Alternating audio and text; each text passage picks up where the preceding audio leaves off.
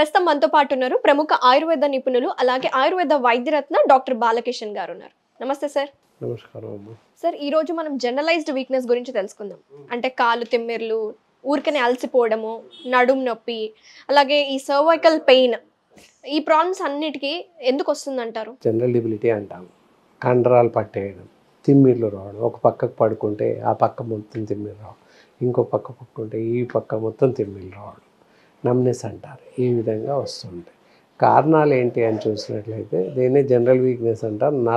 Nervous disorders, నరాల weakness అని కూడా చెప్తూ ఉంటారు.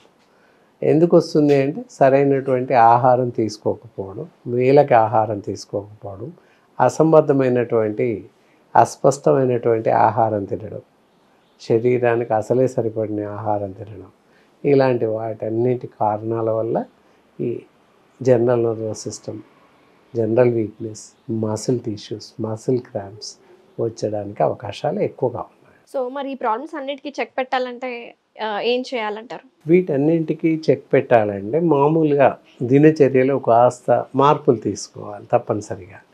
వేళకి నిద్రించడం, వేళకి భోజనం చేయడం, పోషక విలువలు కలిగినటువంటి ఆహారం తీసుకోవడం, సారవంతమైనటువంటి నీటిని తాగడం. సారవంతమైన అంటే పోషక విలువలు కలిగిన నీటిని తాగడం అని అర్థం, ప్యూరిఫైడ్ కాదు. అలాంటి నీరు మున్సిపల్ కుళాయి వాటర్ కావచ్చు, బోర్వెల్ వాటర్ కావచ్చు, మరిగించేసి తాగాలి. అలా తాగుతూ ఉంటే శరీరానికి సరిపడేటటువంటి పోషక విలువలు లభిస్తాయి. ఆహారం కూడా మంచి ఆహారం తీసుకోవడం, ఏ పూట కాపూటగా తీసుకోవడం, తీసుకున్న ఆహారం మంచి పోషక విలువలు ఉండేలాగా, బీన్స్ ఎక్కువ ఉండేలాగా, ఆకుకూరలు ఎక్కువ, ఇలాంటివి ఎక్కువగా సమృద్ధిగా తీసుకుంటున్నట్లయితే తప్పనిసరిగా మన శరీరానికి అన్ని రకాల పోషక విలువలు అందుతాయి. ప్రతి మనిషి కూడా ప్రొద్దున సాయంత్రం పాలు తాగడం ఎంతైనా అవసరం. ఈ రోజుల్లో పాలు ఎవరు తాగట్లేదు. పాలు కూడా కల్తీ అయిపోయి అడల్ట్రేషన్ ఎంత జరుగుతుంది. కల్తీ అయినా ఏదైనా కొంత ప్రామినెంట్ ఉంటాయి. కొన్ని కంపెనీస్ వరకు వాటి యొక్క విలువల్ని కాపాడుతున్నాయి, కొంతవరకు పర్వాలేదు. అలాంటి పాలు ఇప్పుడు సోకాల్డ్ అమూల్ అవ్వచ్చు, విజయ అవ్వచ్చు, ఇలాంటి వాళ్ళ యొక్క ప్రతిష్టని, వాటి యొక్క కంపెనీ యొక్క ప్రాబల్యాన్ని కాపాడుకోవడానికి క్వాలిటీ మెయింటైన్ చేస్తున్నాయి.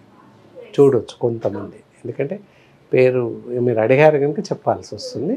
ఖచ్చితంగా కొన్ని కంపెనీస్ మెయింటైన్ చేస్తున్నాయి, వాటి క్వాలిటీస్ మెయింటైన్ చేస్తున్నాయి. మరి అన్యాయంగా, మరి దుర్భరంగా లేవని చెప్పవచ్చు. సో ఎక్కువసేపు నుంచున్నా సరే అలసిపోవడము, ఏదన్నా ట్రావెలింగ్ చేసినా నీరసంగా అయిపోవడం అనేది ఈ రోజుల్లో చిన్న వయసులోనే చూస్తున్నాం. దీనికి కారణాలు కావచ్చు, అలాగే ఈ రోజుల్లో ఉన్న లైఫ్ స్టైల్ చేంజెస్ కావచ్చు. సో నివారించుకోవాలంటే ఫుడ్లో ఎలాంటి చేంజెస్ చేసుకోవాలి? ప్రత్యేకంగా ఎనర్జీని ఇచ్చే ఏమన్నా డ్రింక్స్ కావచ్చు, ఏదైనా రెసిపీస్ కావచ్చు ఉన్నాయంటారు? ఇందాక చెప్పింది అదే. ప్రతి మనిషి ప్రొద్దున లేవగానే ఒక కప్ పాలు తాగడం చాలా అవసరం. చిన్నపిల్లలు అవ్వచ్చు, పెద్దవాళ్ళు అవ్వచ్చు, ఇంకెవరైనా అవ్వచ్చు. చిన్నపిల్లలకి కాల్షియం డిఫిషియన్సీ, కాల్షియం రిక్వైర్మెంట్ అవసరం ఉంది. అలాగే పెద్దవాళ్ళకి కూడా కాల్షియం రిక్వైర్మెంట్ అవసరం ఉంటుంది, 40-50 ఇయర్స్ అబవ్ వాళ్ళకి. అందువల్ల ప్రతి మనిషి పాలు తాగడం వల్ల నష్టం లేదు. మధ్య వయసులో కూడా పాలు తాగితే వాళ్ళకి రానున్న కాలంలో డిఫిషియన్సీ రాదు. అందువల్ల ప్రతి మనిషి ప్రొద్దున సాయంత్రం పాలు తాగాలి.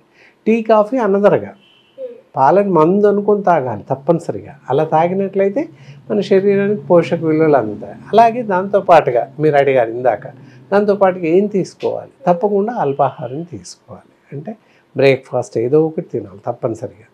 ఎలాగో మనం ఈ మధ్య రాగి మాల్ట్ తాగడం అలవాటైంది, మంచిదే. కానీ ఎంత తీసుకుంటామనేది ఇంపార్టెన్స్ అనమాట. 2 టీ స్పూన్స్ హార్డ్లీ తీసుకుంటాం. 2 teaspoons powder, basic powder లెక్క అనమాట.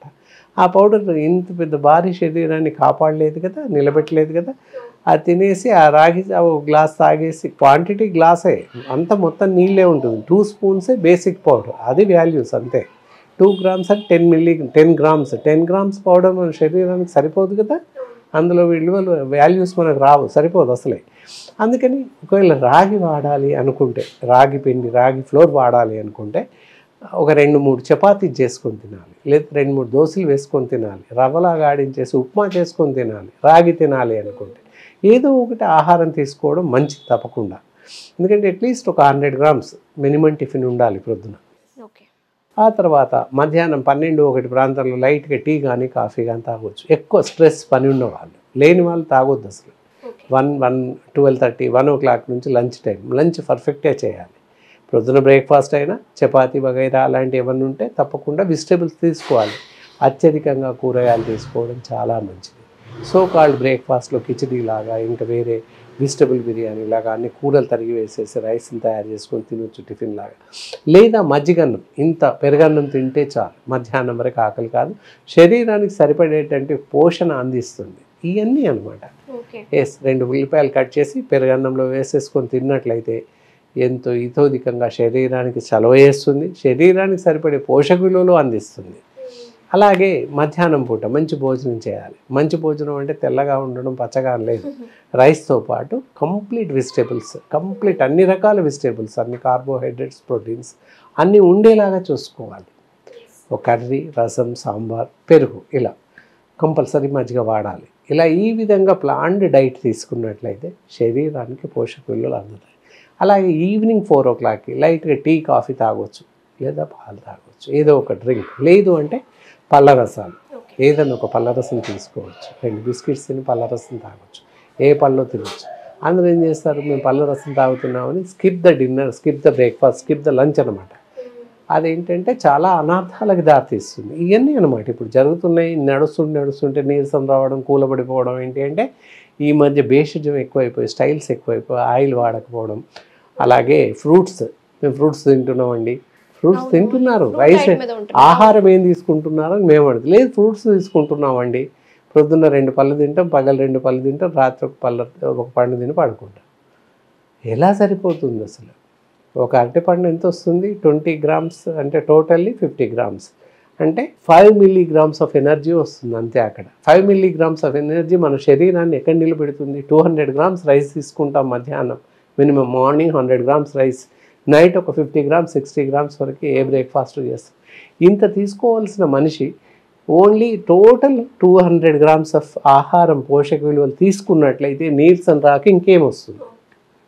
దానివల్ల రకరకాల జబ్బులు వస్తున్నాయి, పేర్లేని జబ్బులు వస్తున్నాయి. మేము పూర్వం వాళ్ళందరూ బాగుండేవాళ్ళు, అన్నీ తినేవాళ్ళు, ఆరోగ్యంగా ఉండేవాళ్ళు. అంటే అన్నీ తినండి, పేర్లోని మాటల్లోనే చెప్తున్నారు కదా, అన్నీ తినాలి, అన్నీ తినేవాళ్ళు, అన్నీ తినండి మీరు. అది అన్నీ తింటూ ఆరోగ్యాన్ని బాగుంచుకోవాలి. ఆహారం సమృద్ధిగా తీసుకోవాలి, 3 పూటలు బాగా తినాలి, బాగా నిద్రపోవాలి, బాగా పనిచేయాలి. మన లైఫ్ స్టైల్ని చేంజ్ చేసుకోవాలి. అలాగే ఆహారమే ముఖ్యంగా చేంజ్ చేసుకుంటే ఏ రోగాలు ఏ జబ్బు రాదు. 3 పూటలా తినండి, కడుపు నిండా తినండి, కంటి నిండా నిద్రపోండి అని చెప్తాం. స్లోగన్ అదే, కరెక్ట్. అసలు యాక్చువల్గా ఏ మెడిసిన్స్ అక్కర్లేదు, ఎలాంటి డిసీజెస్ కూడా రావు. నువ్వు రోగ నిరోధక శక్తి ఉంటుంది. ఫుల్లీ ఫుడ్ తీసుకుంటాం కనుక రక్తం సమృద్ధిగా పడుతుంది, టిష్యూస్ అన్నీ యాక్టివ్గా ఉంటాయి, సోమర్తనం తగ్గిపోతుంది, నిద్రలేని తగ్గిపోతుంది, ఎవ్రీథింగ్. కడుపు నిండా తింటాం కనుక మంచిగా నిద్ర వస్తుంది, పడుకుంటాం. తిండే లేకపోతే నిద్ర రాదు, కడుపులో ఖాళీ ఉంటుంది, నిద్ర సరిగా రాదు. ఇవన్నీ కారణాలు అన్నమాట. సో ఆయుర్వేదంలో ఎలాంటి ట్రీట్మెంట్స్ ఉన్నాయి ఈ నరాల బలహీనత, నర్వస్ ప్రాబ్లమ్స్కి? ఏదైతే ఇంత ఇచ్చేస్తాం, ఫుడ్ ఈ విధంగా తీసుకుంటూ ఉంటారు. అయినప్పటికీ మరి రుగ్మత, ఇలా జరిగినటువంటి నరాల జబ్బు అవ్వచ్చు, జనరల్ వీక్నెస్ అవ్వచ్చు, ఇవన్నీ ఇలాంటి కాంప్లెక్సెస్ తగ్గడానికి మరి ఏం చేస్తే మంచిది? ఆయుర్వేదంలో అని చూసినట్లయితే చాలా మంచి చికిత్సలు, గొప్ప చికిత్స విధానాలు ఉన్నాయి. ఇక్కడ వచ్చేసి ఆయుర్ఫ్లెక్స్ అని చెప్పేసి క్యాప్సూల్స్ దొరుకుతూ ఉంటాయి. ఏ వయసు వారైనా, స్త్రీ పురుష భేదం లేకుండా అందరూ వాడే అవకాశం ఉంటుంది. ఈ మందులు వాడుతూ వీటితో పాటు సపోర్ట్ డ్రగ్స్, అంటే మనిషిని చూసి అవసరాన్ని బట్టి రకరకాల మందులు సూచించే అవకాశం ఉంటుంది. ఈ జనరల్ వీక్నెస్ నుంచి పూర్తిగా బయటపడే అవకాశం ఉంది. తిమ్మిర్లు అవ్వచ్చు, కండరాల నొప్పులు అవ్వచ్చు, నిలబడితే నీరసం రావచ్చు. ఇలాంటి పరిస్థితి నుంచి పూర్తిగా బయటపడే అవకాశం ఉంది.